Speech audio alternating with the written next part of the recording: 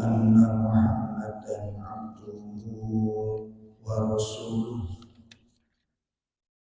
يا أيها الذين آمنوا اتقوا الله حق تقاته ولا تموتن إلا وأنتم مسلمون.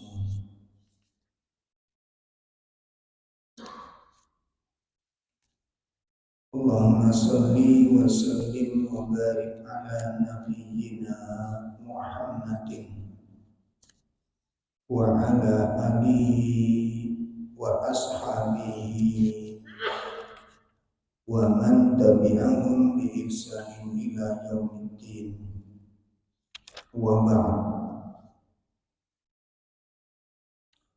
Ikhwatul iman, bapak-bapak, ibu-ibu, jamaah majelis taklim yang semoga dimuliakan Allah Subhanahu wa taala.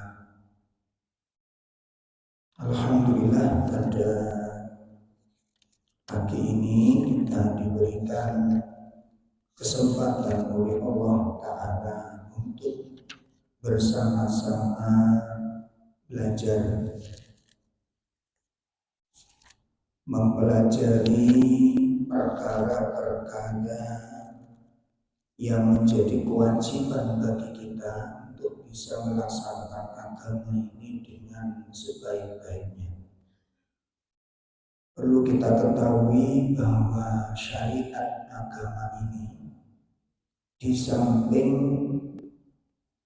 berkedudukan sebagai kewajiban, di samping berstatus menjadi kewajiban, maka perlu kita ketahui bahwa agama ini merupakan amanah dari Allah Ta'ala. Ini yang tidak banyak memahami, ini yang tidak banyak mengetahui. Karena sebagian besar kaum muslimin mengetahui syariat itu beban kewajiban. Jarang yang mengetahui bahwa agama ini merupakan amanah. Sehingga nanti kalau ini sudah dipahami bahwa ini merupakan amanah, maka orang tidak sembarangan beragama itu. Orang tidak sembrono di dalam syariat ini.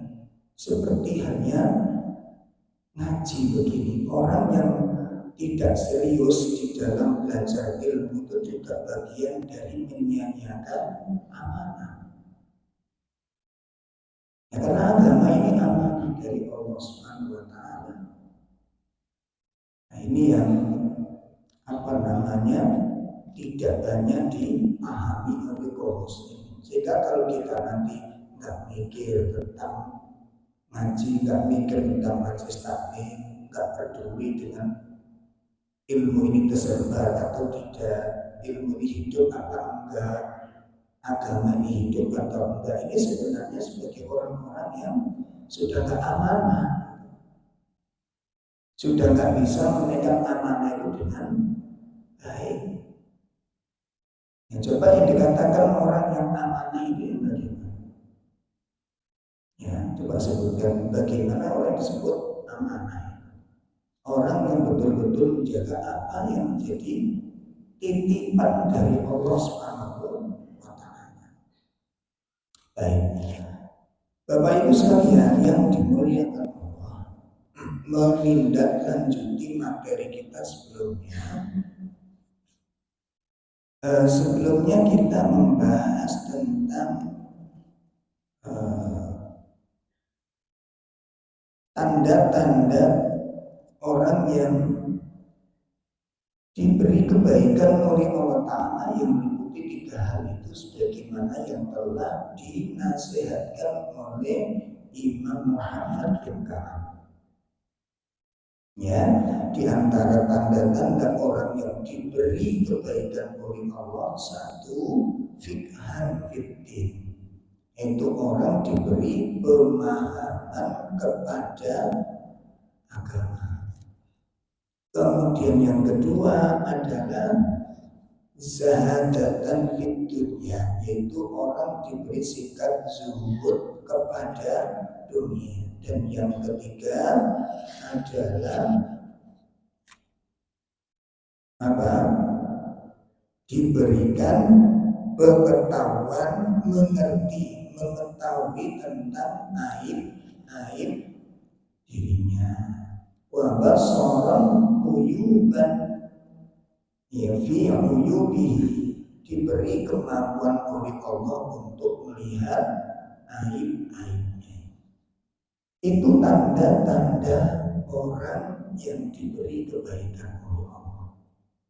Berarti orang yang diberi tiga sifat, diberi pemahaman kepada agama, diberi sikap zuhud kepada dunia, diberi kemampuan untuk mengetahui aib-aib diri. Itu berarti orang tersebut telah dipilih Allah untuk mendapatkan keutamaan ini.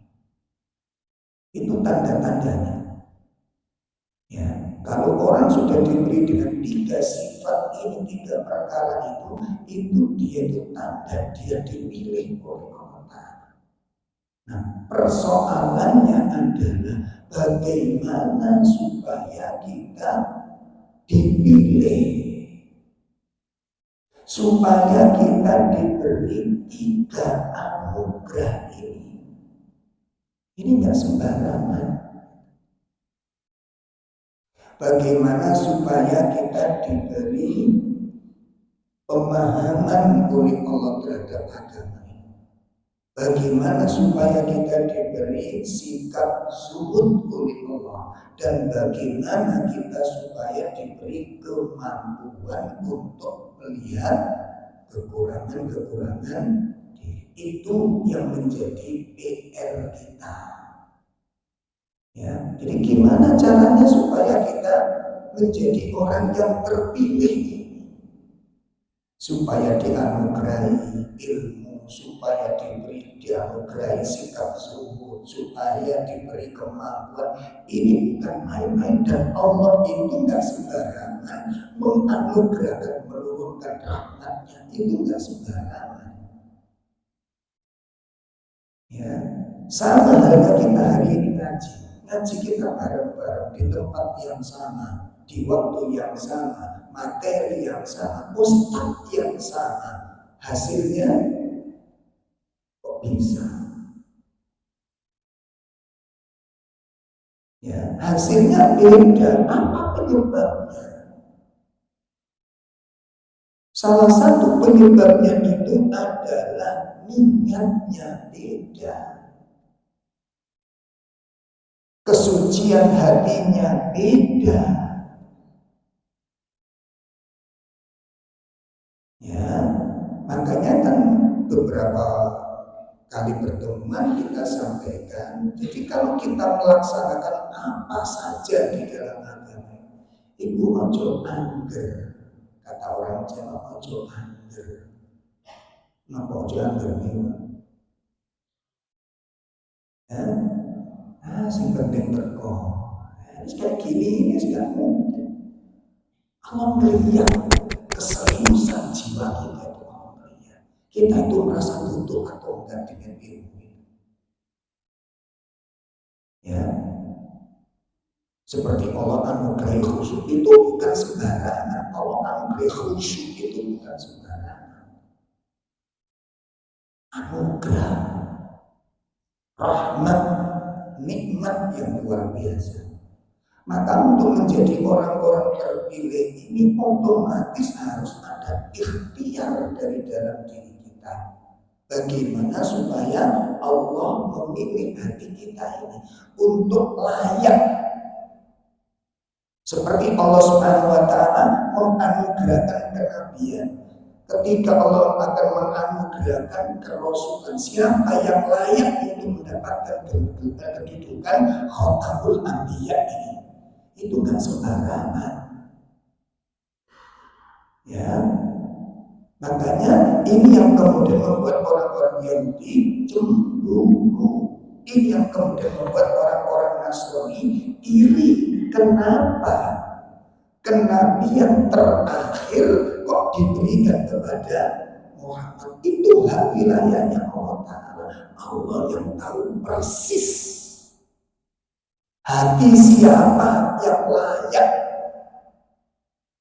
jiwa siapa yang patut, pribadi yang bagaimana yang pantas untuk mendapatkan kedudukan termulia dalam kehidupan manusia, mendapatkan posisi sebagai Sayyidul Mursalin, menjadi posisi sebagai Khotamul Anbiya, penutup para nabi, pemimpin para rasul. Ini karakter siapa yang pantas meraihnya? Itu Allah melihat. Itu. Makanya disebutkan oleh sahabat Abdullah bin Mas'ud radhiyallahu anhu yang dinukil di dalam kitab Sittut Duror. Ya. Apa kata sahabat Abdullah bin Mas'ud? Innallaha nadhara qulubal ibad. Sesungguhnya Allah melihat hati-hati para hamba ini semua. Allah melihat hati para hamba ini semua. Kemudian apa? Wajada. Lalu Allah mendapatkan qalba Muhammadin sallallahu alaihi wasallam. Allah telah mendapatkan, menemukan, menjumpai hatinya Muhammad sallallahu alaihi wasallam khairul qulub, sebaik-baik hati. Ya. Kemudian Allah menemukan hatinya sosok yang namanya Muhammad ini sebaik-baik hati. Wahtarahu li nafsih, kemudian Allah memilihnya. Allah memilihnya li nafsi, untuk dirinya.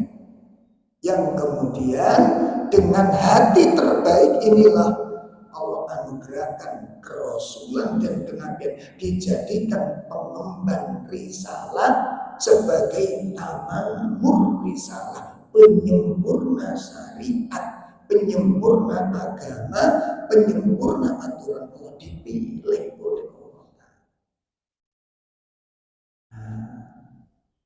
Lalu setelah ditemukan demikian, Allah lihat hati-hati hamba yang lain. Kemudian tsumma wajada qulubas ashabihi, kemudian Allah menemukan hati para sahabatnya. Setelah itu ditemukan hati para sahabat, itu ditemukan hati sebaik-baik hamba. Akhirnya dijadikan waziruhu, menjadi pendampingnya Rasulullah SAW, menjadi pengikutnya Rasulullah SAW.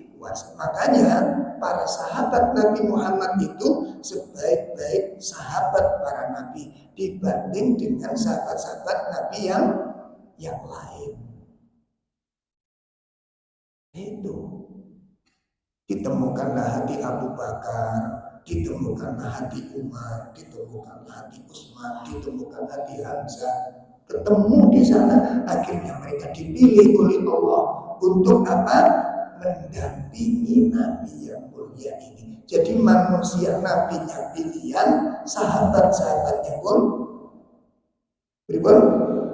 sahabat-sahabat pilihan. Makanya salah satu sebab, salah satu sebab begitu cepatnya kesuksesan dakwah yang dipilih, yang dilakukan oleh Nabi, salah satunya adalah beliau Nabi SAW dianugerahi apa?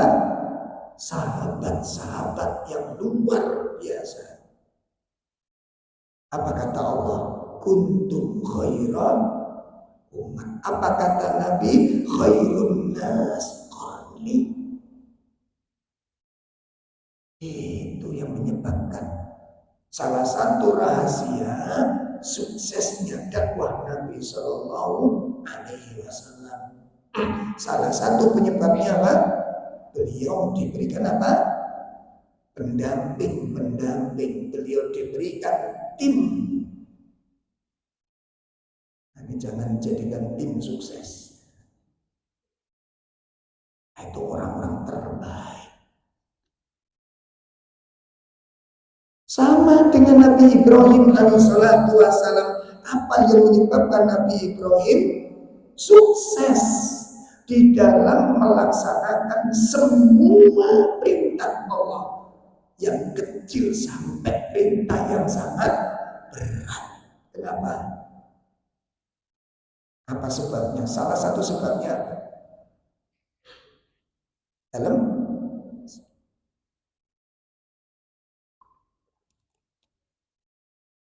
salah satu sebabnya itu karena beliau diberikan pendamping istri dan anak-anak yang luar biasa.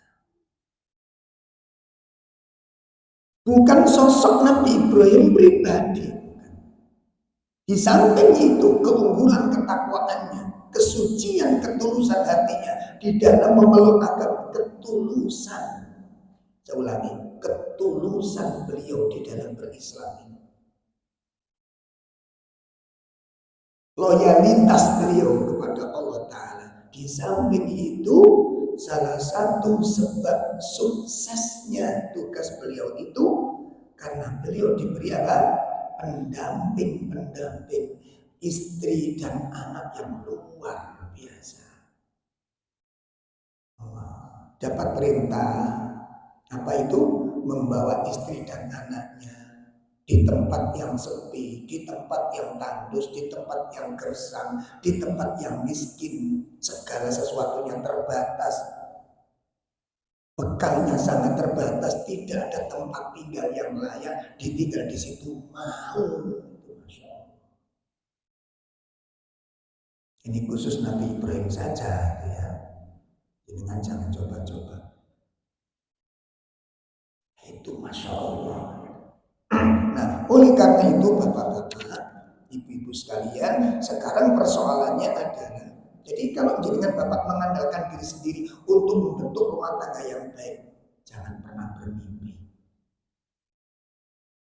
Makanya istri harus diajak ngaji, anak diajak ngaji, dikasih waktu untuk belajar. Kalau enggak, berat urusannya, berat. Ya, nggak mungkin kita bisa menegakkan syariat di rumah kita, itu nggak mungkin kalau tidak didukung orang-orang di sekitar kita yang memiliki pemahaman agama syariat yang sangat sulit, berat. Ya, di beberapa kesempatan kemarin saya sempat ziarah ke rumah teman-teman yang Masya Allah mulai kecil ngaji Quran sunnah. Saya kaget ketika di rumahnya karena dengar apa putrinya habis melahirkan, kita ke rumah kaget. Di terasnya itu kok ada lampu dikasih kurungan. Kok ada kurung, kok lampu dikurungi, ada ayamnya, saya bilang. Saya goyoni gitu, ada ayamnya. Allah, Ustaz, sudah ada masalah. Iya, pengen dia mesti kandang. Nah, itu masalahnya. Kenapa? Keyakinan. Makanya bab-bab agama itu nggak dikaji secara detail. Itu lambat laun hilang. Contoh akidah. Iki nggak dibahas lambat atau cepat. Sampai kali belum kesel beda. Sirik tauhid itu orang iso beda. Kayak beda nulisan. Bid'ah kali sunnah kayak beda. Wis kayak beda. Kenapa? Kita tidak punya kemampuan furqonnya, nggak punya kemampuan. Hilang. Ya. Syariat termulia ini hilang. Begitu juga tentang maksiat dan ketaatan, hilang lama-lama. Hilang ketika tidak dikaji. Nah, sekarang kita akan membahas bagaimana supaya kita dipilih oleh Allah untuk dianugerahi 3 keistimewaan. Yang pertama apa tadi? Supaya diberi zuhud, supaya diberi pemahaman agama, supaya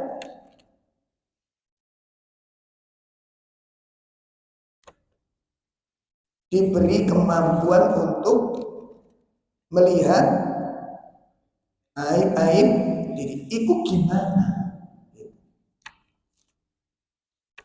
Yang pertama, agar kita diberikan pemahaman kepada agama, agar kita diberi pemahaman kepada agama. Yang pertama adalah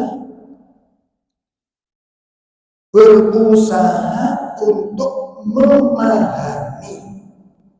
Yang pertama, berusaha untuk memahami dan meyakini bahwa ilmu itu segala-galanya dalam hidup dan di dalam beragama. Itu pertama.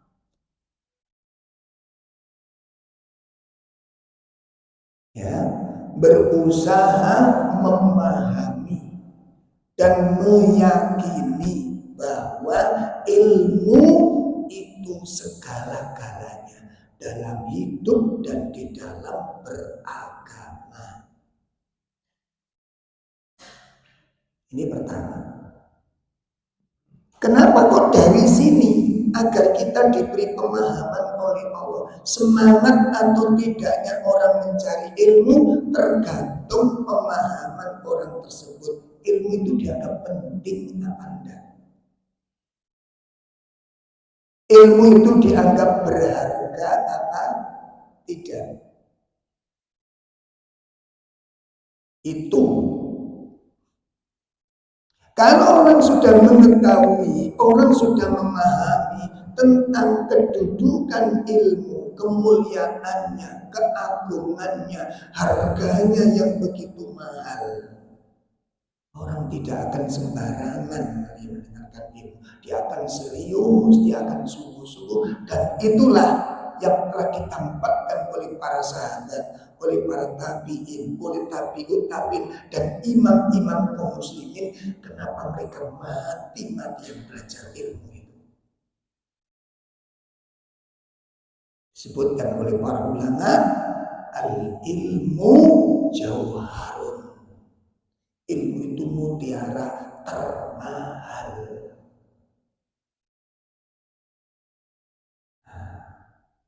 Makanya Nabi SAW ketika berdoa, Allahumma inni as'aluka ilman, kemudian warizqan thayyiban wa amalan.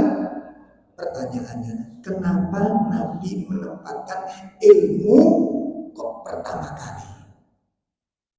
Setelah itu baru harta. Kenapa?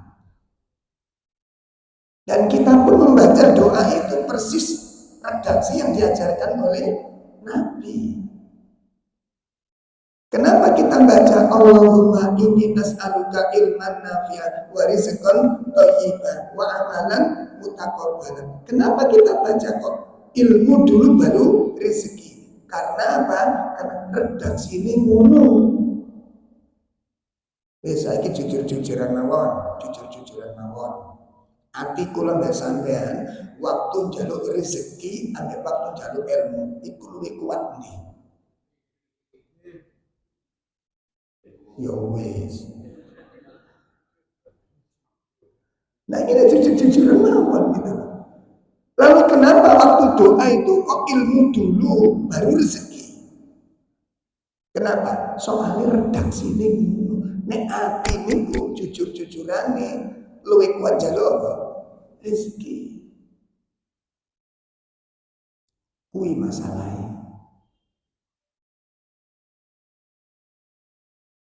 Jujur Pak, kita pun dan sangat mungkin akan menyakitkan. Awak diriku durung regani ilmu semestinya itu masalah. Panjenengan kaki kulon durung menempatkan ilmu itu pada tempat yang semestinya.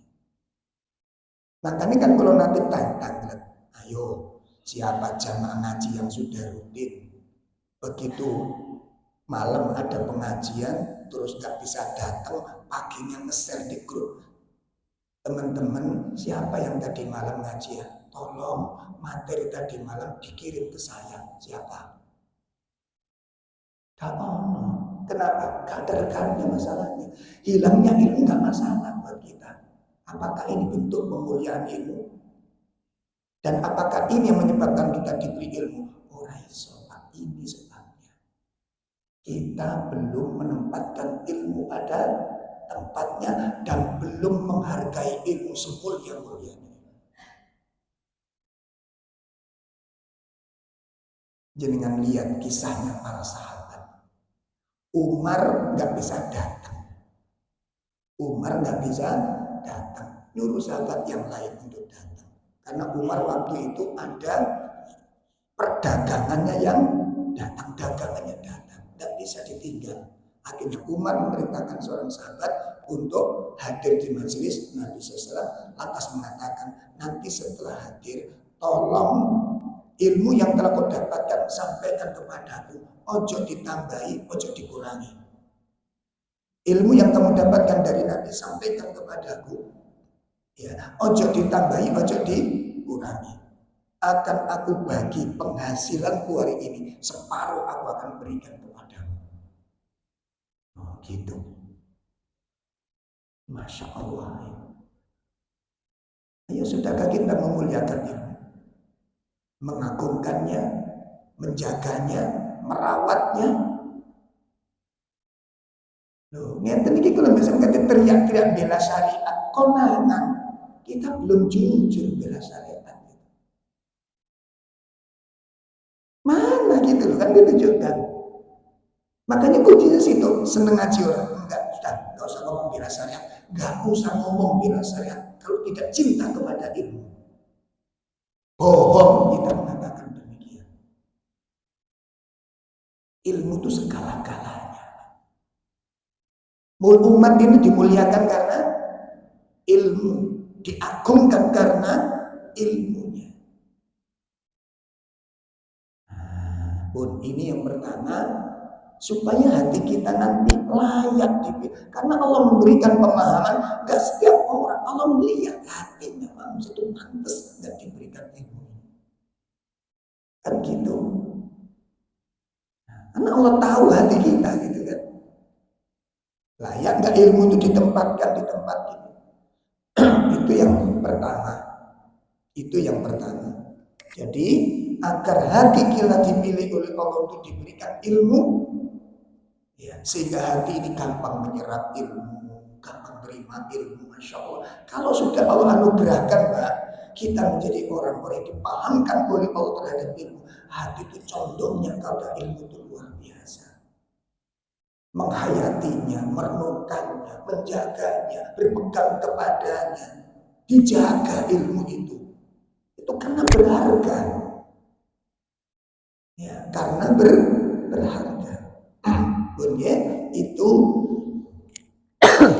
langkah yang pertama agar kita diberi pemahaman agama. Yang pertama apa tadi? Memahami, meyakini bahwa ilmu itu segala-galanya dalam kehidupan dan dalam beragama. Kuncinya pada ilmu. Itu yang pertama. Yang kedua,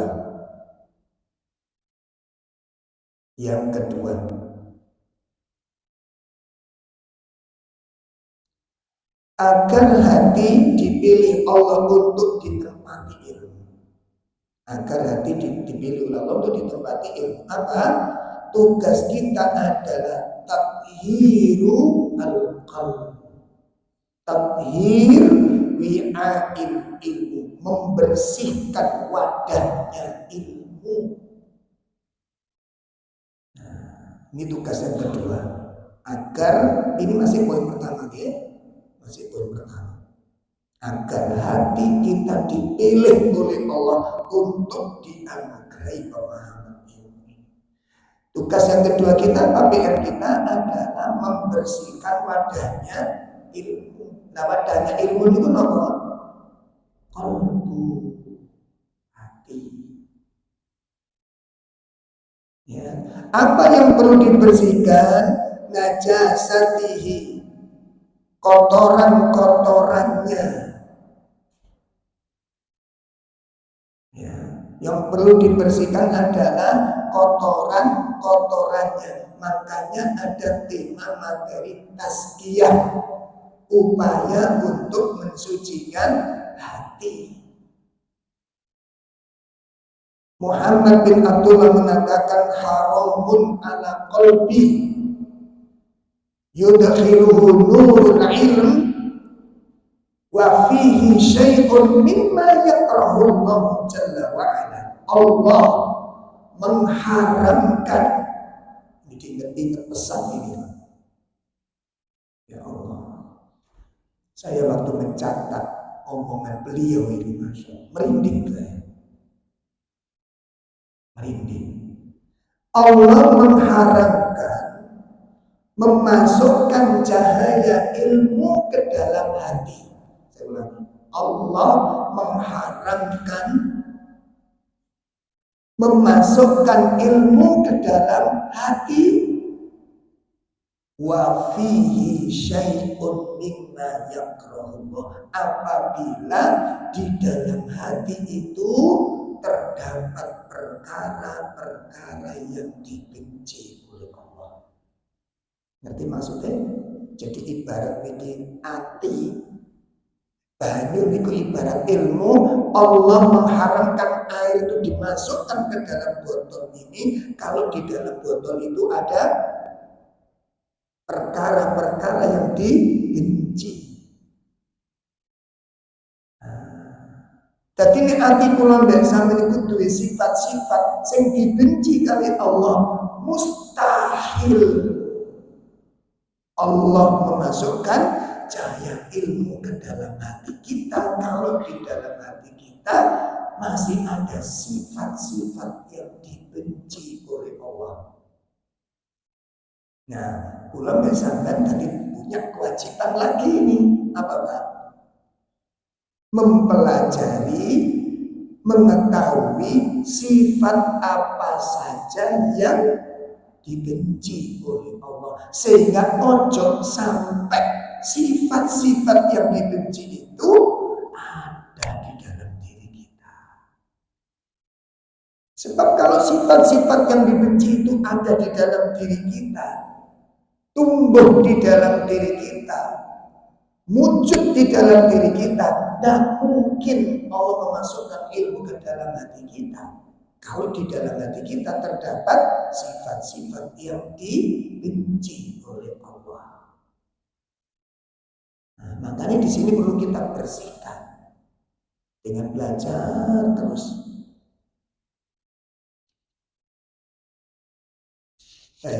Itu diantara langkah-langkah yang perlu kita camkan. Kemudian yang ketiga, puncaknya apa? Memohon dengan serius, memohon dengan sungguh-sungguh. Ya, memohon. Menjadikan ilmu sebagai kebutuhan terbesar.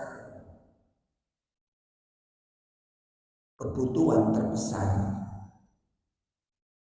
Jadi memohon kepada Allah Subhanahu wa taala agar Allah anugerahi. Nah, kuatnya permintaan, kuatnya doa tergantung dari besarnya kebutuhan kepada sesuatu tersebut. Ulangi, kekuatan doa tergantung dari besar kecilnya kebutuhan tersebut. Kalau sesuatu yang diminta itu merupakan kedudukan sangat penting sekali, maka doanya juga akan kuat. Itu. Sekarang ini contohnya sekarang. Ini para caleg itu doa yang paling kuat apa di hatinya? Ayo, para caleg ini doa yang paling kuat apa di hatinya? Supaya terpilih. Kenapa? Itu kebutuhan terbesar menurut mereka, gitu loh. Allah, ini penting.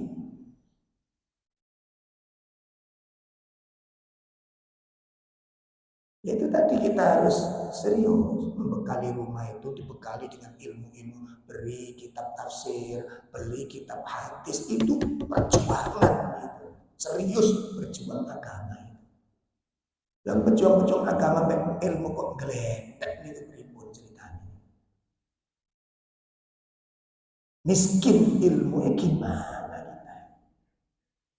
Makanya sekarang gampang tuh kemasukan liberal masuk, Syiah masuk ke dalam tubuh-tubuh. Kenapa? Karena kita nggak punya benteng, nggak ngerti gitu. Syiah liberal itu cara berpikirnya masuknya itu luar biasa. Gak iso sampean sepele. Dan itu masuknya satu langkah demi satu, nggak langsung gerul dan setapak demi setapak. Ingat hadis Nabi itu, latat tabi anna sunana man kana qablakum sibran bisibrin. Setapak demi setapak. Mboten saged kula mbesen, nek gak duwe kacamata, ini liberal ini. Tahu, karena kecemburuan ilmu itu akan menjadi benteng buat kita. Syiah, mana yang bahas Syiah sekarang? Apa itu Syiah? Makanya kalau ada orang mengatakan pada muslim, kalau ada orang mengatakan demikian, ada 3 kemungkinan. Tolong dicamkan baik-baik ini. Jadi kalau ada orang mengatakan Syiah itu bukan bahaya, tidak bahaya, ada 3 kemungkinan. 1, nggak ngerti apa itu Syiah. Yang kedua, mungkin dia dibayar Syiah. Yang ketiga, mungkin dia Syiah itu sendiri. Bisa main pilih sendiri. Paham ini? Mungkin agak ekstrim ceramah saya. Tapi itu harus dipahami oleh kita semua.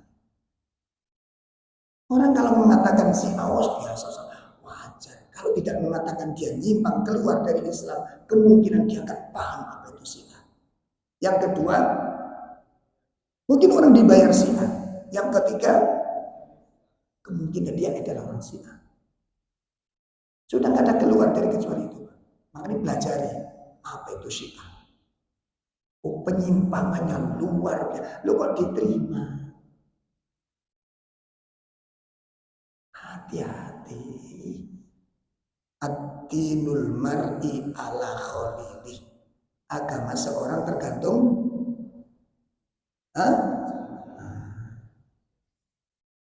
pelajari kitab Talbisul Iblis. Pelajari bagaimana cara iblis menyesatkan manusia. Nggak langsung, Pak, nggak langsung. Sama dengan orang zina, itu kan nggak langsung itu langsung diuber-uber. Orang, kita kan bukan ayam. Tadi orang ada proses. Apa prosesnya? Pertama apa? Boten. Pertama pengkhianatan mata, lirian. Gimana? Zina itu diawali dari apa? Pandangan pertama. Makanya sing wedok kadang-kadang cerewet. Sampai itu lho opo ae. So pun delok tok kok. Cepet mati ini mah. Masyaallah.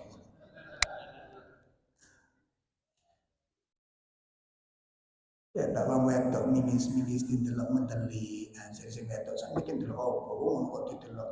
Sopo. Makanya kadang-kadang bapak-bapak itu nyamar metu nggih kacamata ireng. Jadi pengkhianat ini mboten. Tapi yo aja curiga mah. Mbok pian kacamata ireng, nah iki ciri-ciri gula, misalnya gula. Lirik gak ngerti soalnya. Nah, makanya kan Allah katakan kan di ayatnya itu kan, Allah mengetahui tentang pengkhianatan mata. Apa sih yang dimaksud pengkhianatan mata itu? Ngelirik tapi gak ngaku, berkhianat dia itu. Ngeten. Ngelirik tapi mboten ngaku. Coba pas acara-acara umum kemudian hadir wanita-wanita umum di sana. Jenengan masih sehat walafiat, delok kotes ngoten pripun coba. Wis gak usah ngomong sing penting atine, iki ilmune kucing ta. Wis gak usah munafik sampean. Tok gantung atine, ilmune kucing. Ngerti kucing?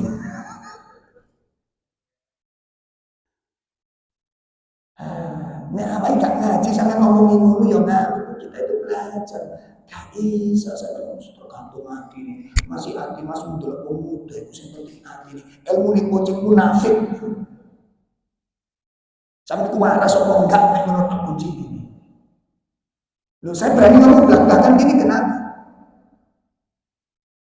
Ada tokoh itu tergantung hatinya munafik dia. Kadzab, pembohong. Kenapa? Sehat atau enggak dia? Mata dengan hati itu enggak bisa jadikan pungkiri. Nah, kenapa Anda tertawa?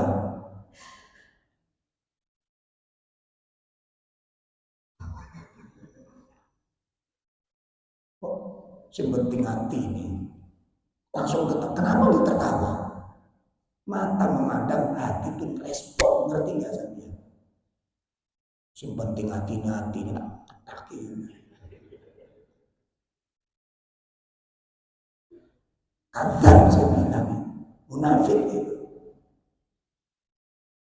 Penjelasannya, saya pernah mempelajari kejiwaan dan saya pernah ngajar di rumah sakit jiwa, ngajar bukan masuk, bukan pasien, bukan aman, ngajar. Wong niku nek napa pikiran dan hati niku mboten nyambung kami. Itu delok apa wis gak tertarik. Satu pandangan, wis menengger ngaten niku gendeng temen niku. Makanya orang gila nyabrang kok tolak-tolak iku sing marah asline. Loh, paham gitu? Loh nggih. Nek kate nyabrang tolak iku sing marah.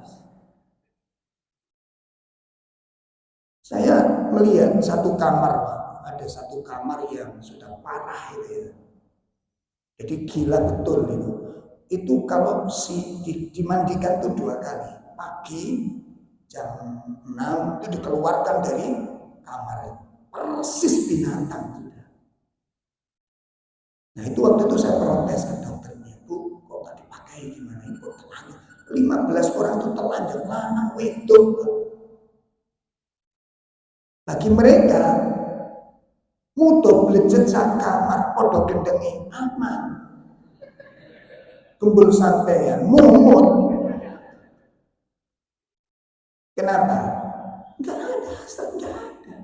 Duduk di kursi blek, nek gak diceluk, gak diangkat, ya gak ngangkat sih dinonton, ya ngeten iki, ngeten iki. Jelas ini? Nah, itu orang gila gitu loh. Jadi nek sampean kali kalau ngomong masih bilang itu tergantung hati ini mulai masalahnya. Nah, so sampean waras atau enggak kunci ini dulu. Waras sampai ngomong begitu kadang Anda dusta. Jelas nih? Oh. Ngaji ini gak enak nih, gak enak. Ada alasan orang. Kemudian, nah jadi 3 poin agar hati kita dipilih oleh Allah untuk diberi ilmu oleh Allah. 1, apa tadi? Memahami, meyakini bahwa ilmu segala-galanya dalam hidup dan dalam mahal sekali. Nah, apakah hati kita sudah menempatkan ilmu seperti itu? mengkaji tafsir sedalam-dalamnya, dicari ilmu-ilmu tentang tafsir. Ojo nantang-nantang. Wong ini kalau berjuang membela agama kita gak bener. Mana pecinta Quran? Anak-anaknya jauh dengan Quran, istrinya jauh dengan Quran. Apakah itu karakter seorang pejuang? Apa itu karakter seorang pembela membiarkan istri dan anaknya jauh dari Quran? Silakan dijawab di hati panjenengan. Apakah itu karakter seorang pejuang, pembela agama, pembela syariat? Nggak ada kecemburuan. Kenapa anakku tidak cinta kepada Quran? Kenapa anakku tidak selalu memegang Al-Quran? Ini masalahnya, gitu. Makanya kita ditinggalkan oleh Allah Subhanahu wa Ta'ala, ditelantarkan oleh Allah Ta'ala, diserahkan urusan kita kepada orang-orang kafir, diberi oleh Allah pemimpin-pemimpin yang tidak baik. Itu karena ulah kita. Salahkan diri sendiri dan rubah kita ya. Makanya kalau Allah mengatakan intan surullah yansurkum, jika kamu menolong agama Allah, pertanyaannya, sudah kita tolong agama Allah ini? Sudah kita tolong agama Allah ini? Dengan apa kita menolong agama Allah? Dia tidak peduli dengan dakwah, hanya teriak, kita bela, ngomong kosong. Saya ngomong belak-belakan aja gitu, supaya lurus kita ini dan betul-betul dipahami gitu. Betul-betul dipahami. Karena sudah ada mindset, cara berpikirnya salah-salah pelaksanaannya. Ya. Orang-orang yang peduli dengan agama itu yang peduli dengan ilmu, jangan sampai ilmu hilang. Ojo sampai amalan-amalan Islam itu hilang. Itu yang namanya pembela agama.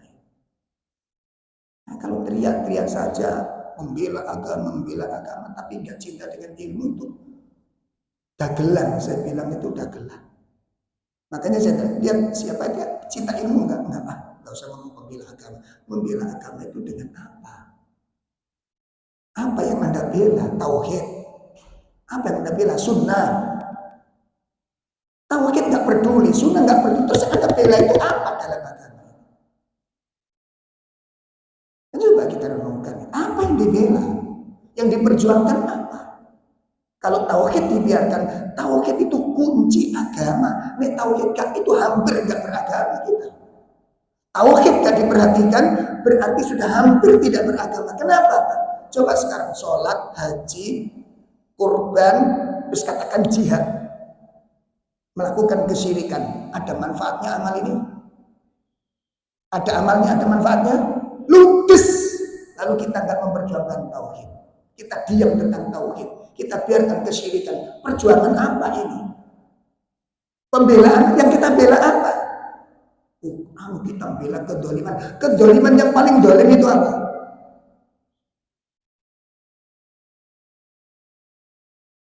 Kesalahan fatal yang terjadi. Akhirnya makanya suara bergemuruh tapi tidak ada kekuatan apapun.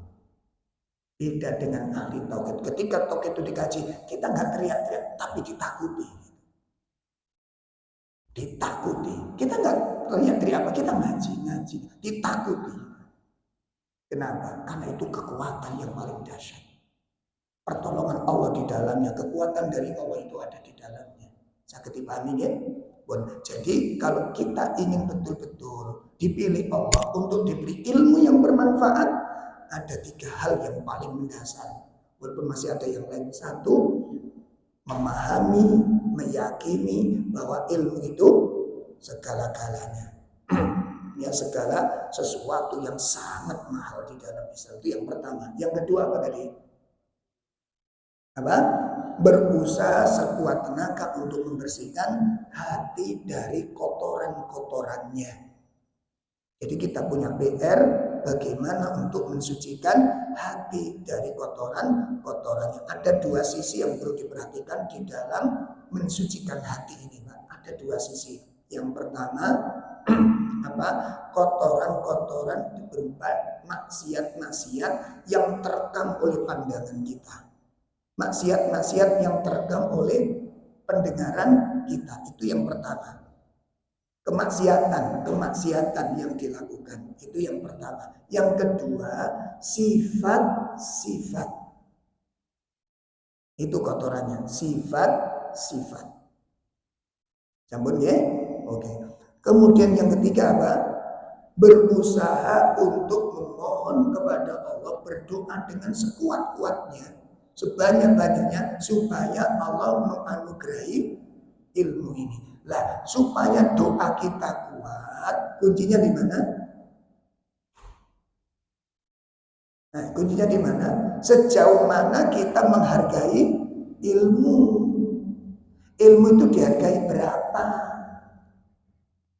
Itu. Sehingga nanti kalau ilmu itu menurut kita mahal, maka doanya pun akan kuat, karena itu kebutuhan yang paling besar itu di situ. Akhirnya kita minta kepada Allah Subhanahu wa taala.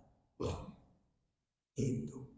Bun, ini poin pertama agar kita dipilih oleh Allah. 3 hal yang kita lakukan. Betul-betul supaya nanti kita ngaji, kita dengarkan khutbah, kita dengarkan ceramah, itu gampang menyentuh. Ya, dan kita memburu ilmu ini, rakus kepada ilmu, tamak kepada ilmu, serakah kepada ilmu, itu semakin mensucikan hati. Senang dengan dengar-dengaran, itu ilmu yang dicapai, bicara ilmu yang dibicarakan, terus berusaha ke sana. Masya Allah, itu akan menikmati dalam kehidupan ini. Lah, disitulah yang kemudian ini kalau sudah menyatu dalam karakter diri kita, apa kata Allah? Nazalat alaihimus sakinah. Napa? Allah akan turunkan sakinatul qulub, ketenangan hidup itu baru kita peroleh. Karena itu janji Allah, sakinah. Allah turunkan pemahaman tentang kehidupan, paham tentang agama, paham tentang fikih, mulai masuk ke dalam kita. Jadi melihat permasalahan itu dengan ilmu dan dengan keyakinan. Dokter itu kalau semakin dalam ilmunya, melihat pasien, pribon, jiwanya pribon. Dokter kalau semakin dalam ilmunya, semakin luas pengetahuannya, melihat pasien model apapun tenang. Karena dia sudah tahu apa? Ada pasien kejet-kejet, dia nggak panik, dia nggak bingung, dia nggak resah, dia nggak kalang kabut gitu, nggak tenang. Kenapa? Karena ilmunya. Makanya dokter itu kalau sudah senior, sudah mumpuni, melihat pasien macam-macam, itu tanya tenang. Sudah berapa lama sakitnya anak ini? Apa sering kejang? Tenang. Saya bawa anak saya waktu apa itu Pak? Kedua matanya itu mengeluarkan darah. Ya darah, panik nggak karu-karuan. Akhirnya waktu ada orang antri itu saya izin Pak, mohon saya izin dulu. Ini diizinkan karena panik juga. Jadi pasien yang antri itu melihat anak saya ikut panik karena baru pertama kali lihat mata keluar darah. Begitu masuk di ruangan, dok niki pun gopo kabeh, kula melok gopo gitu dokter. Jadi kok enak nih dokter. Kenapa dokter begitu tenang? Dalam tahu ilmunya. Umur pinter niki, tenang kita tangani. Mbon mau tadi malam itu ada tanda-tanda merah, cuma belum sampai tadi pagi. Oh, berarti belum kebacut, jadi enak. Niki belum das kula rasane.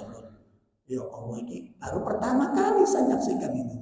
Begitu di center itu, boten nopo-nopo, ya Allah. Saya berangkat iki kok diapat di rumah sakit, dikasih obat masa operasi, panik bentar karena belum pernah seperti itu. Ya Allah. Makanya ayo kita pelajari ilmu tentang kehidupan, ilmu tentang agama. Ini kalau nanti kita sudah mengetahui dengan baik, itu melihat gejolak apapun tenang. Allah menjadikan nazalat alaihimus sakinah. Allah berikan ketenangan jiwa. Tidak panik, tidak bingung. Jelas ini? Nah, baik Bapak-bapak, Ibu-ibu sekalian yang dimuliakan Allah, itu agar kita dipilih oleh Allah yang pertama. Yang kedua, agar kita diberikan sikap zuhud. Supaya kita diberi sikap zuhud, apa yang kita lakukan? Mengambil ilmu dari Imam Hasan Al-Basri. Mengambil ilmu dari Imam Hasan Al-Basri. Ada 4 hal, kata beliau. Ada 4 hal. Supaya kita diberikan apa? Zuhud oleh Allah Subhanahu wa ta'ala. Ada 4 hal. Apa 4 hal tersebut? Yang pertama,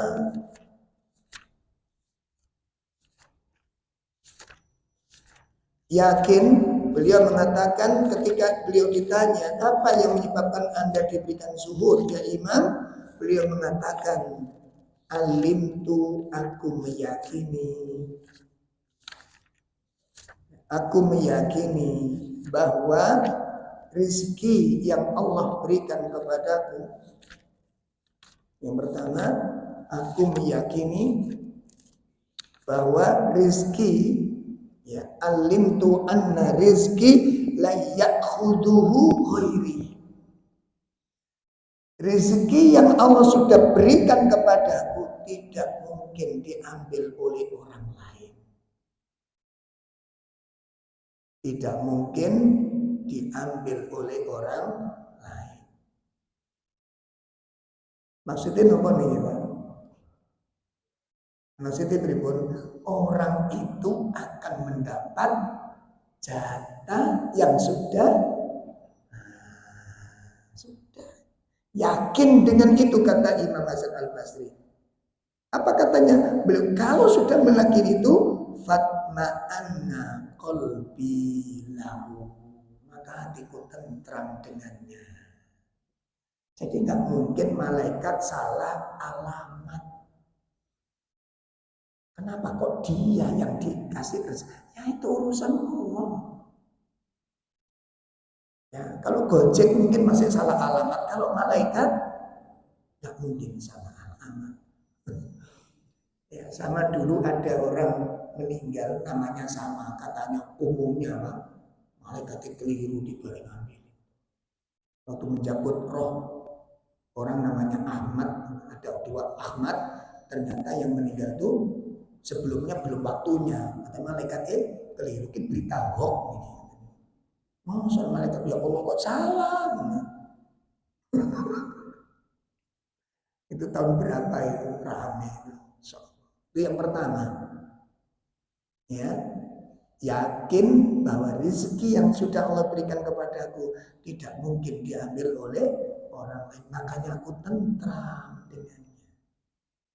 Yang kedua, wa alimtu anna amali la yakumu bi ghairi. Aku yakin amal yang aku peroleh, amal yang aku dapatkan tidak mungkin diamalkan dengan amal orang lain. Sehingga fastaghaltu bihi, aku bersemangat sibuk untuk beramal. Kenapa? Karena orang akan mendapat amal dari perbuatan dan amalnya. Itu langkah kedua agar kita diberikan sikap zuhud oleh Allah. Sesungguhnya pahalaku tidak mungkin dilakukan oleh orang lain. Yang ketiga, wa alimtu annallaha muttali'un alayya. Yang ketiga, apa? Aku yakin Allah selalu mengawasiku.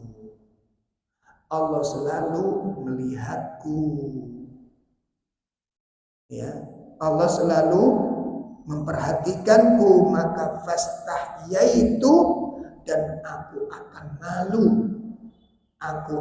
malu an uqabilahu alal maksiat, jika aku menghadap Allah dengan membawa maksiat kepadanya. Ya, aku yakin bahwa Allah senantiasa melihatku, mengawasiku, maka aku akan malu jika aku menghadap kepada Allah dengan membawa maksiat kepadanya. Insya Allah ini. Itu yang ketiga. Sehingga orang nanti betul-betul berjaga-jaga. Ojo sampai bulan bersama itu kalau di hadapan orang banyak menjadi wali-walinya Allah, saat sendirian menjadi musuh-musuhnya Allah. Artinya kalau kumpul orang banyak, soleh sekali kita. Kalimat istighfar, kalimat zikir, kalimat tasbih keluar. Pas sendirian, dangdutan terus. Ono mboten-mboten niku. Wonten. Jadi kalau di hadapan orang banyak dudunan apa? Saleh. Maca Quran. Saya dulu itu sering Pak jebak jamaah nih. Jadi kalau saya mau ke rumah jamaah itu sebelum masuk saya dengarkan dulu di luar. Kentrungan nih. Coba kecil dangdut nih. Begitu saya tutup Assalamualaikum langsung ganti murotal. Ilmunya apa ini? Ada merasa aman dari karena dia merasa dia khawatir dengan manusia tapi tidak merasa diawasi oleh Allah. Ini masalah akidah ini. Ada masalah ini. Iya Pak. Macam jenengan tadi pengurus masjidnya tadi itu mesti selamat atau mana ini. Angge sampai tadi takmir selamat, sopo sing jamin? Loh, aku wani ngomong ini tahu mergoi, tapi duduk Salahuddin.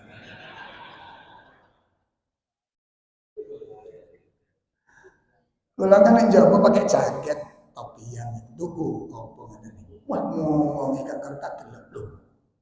Pengurus masjid ya Allah. Untungnya duduk sampean nek ngono doa. Untungnya duduk sampean. Lho nggih sinten jamin? Aku pengurus pengajian, aku pengurus takmir, sapa sing jamin? Sampeyan Rasul selamat dari dosa. Nek kumpul wong akeh selamat, lan iki ijek. Matane, ilmu tentang perkucingan lagi. Ada satu kasus, demi Allah ini saya temukan. Ada rombongan bapak-bapak naik sepeda panjang goes. Tak rumah diskusi nih, ya ini tiba pengaruh nih. Tadi ngomong itu tiba apa? Pertama itu ingin mewarnai temannya, bagus sebenarnya. Tapi kelamaan dia yang terwarnai. Nah, satu saat cerita pas kumpul-kumpul katanya. Ya saya kan bersenengan katanya. Itu ilmu bagi saya gitu. Itu ilmu bagi saya untuk menggandani kita sendiri belajar. Oh gini. Nah pas cerita-cerita itu menit Sabtu ngarep nang ndi. Jadi sudah punya namanya jadwal Pak. Jadi kayak pengajian rutin niku pun. Sabtu niki kok jalur engko endi iki jenenge kene Sidoarjo Yapanan. Nah, kok nanti tengah Tretes Trawas ngono. Playune ngono Pak. Nah, terus sing situ ojo rono kene ae kok dolek di wingi rono apa lontong lodenan di kono. Ternyata duduk lontong loden sing dodol Pak tiba sing. Tiba sing dodol. Nah, akhirnya nawa berikutnya dia nggak ngejak teman-temannya sudah berangkat. Nah, kucing ini gini.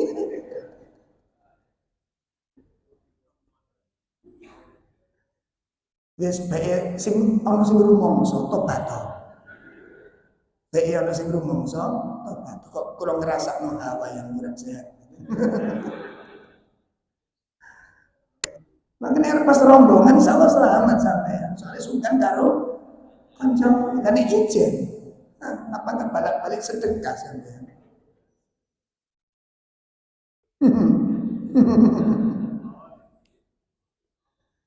Yes. Terus kita terakhir Agar kita diberi zuhud oleh Allah. Yang keempat apa? Wa alimtu annal mauta yantadhiruni. Aku yakin bahwasanya kematian itu sedang menantiku. Aku sedang dinanti oleh kematian. Fa'adatul alzada liliqa'i. Fa'adatu, maka aku persiapkan alzad, bekal-bekal yang cukup, liliqa'i, untuk bertemu dengan kematian. Aku yakin bahwasanya kematian sedang menantiku, maka aku persiapkan bekal-bekal yang secukup-cukupnya, sebanyak-banyaknya untuk bertemu dengan.